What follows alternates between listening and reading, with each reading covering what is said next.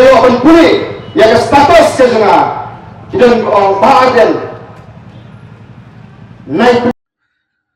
Kalong shisha ke bapan kendit ya kipat ba namar wai ustamla ulalaj ban shandur selfie yala de bad uba ardan basayomat ubadai presiden ke Voice of the People Party kadba udang ajing keren hak jeng yalang ban pensai pet ba halo ke jingweng no ka sarkar ya ki officer haka loka yukta kabalong hakmat ka petrol pom maulai kabalong men haka janmiet jong ka arp satarik mentau benai kani ke jingwan selfie uni ustamla Kelepan kendit wad yuba ardan ubadang ajing keren ban pensai syapang kejing keno wai ustamla kena ubla penpau haransan social media bauong lada day manga ngandam IFAR uba ardan ulong bahaki ni kisngi kidon kiba kento Henry syamla sengap Henry ya bawa labu status habadon kibriu kiba kento palat liam kibalayu kila aiman simiu ban nompen sengap badai hakne kapor une ustamla ulwan turbait sajan ban shondur selfie berubah ardan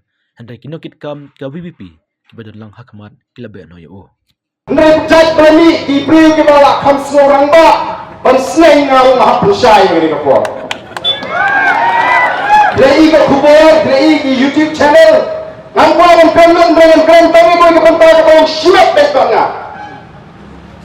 Udah nulis kena samla. Kena samla. Udah penpai hakiran sam lemi di social media YouTube orang bala gede manga ngamai FIR. Kalau mak Bawaran nanti plan beliau, ubah buat putih beliau, ubah tang badan berkentok uai FIR. Kata dia cimut beresnak dengan batai dia ni dengan abang keren.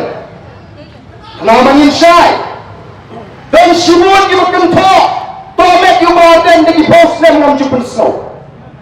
Mereka dan kau yang cingkem tok pada palat liam. Ngamban si ngasubu no akas status kejangan. Bagi beliau akan pulih. Yang status sejengah kita bahagian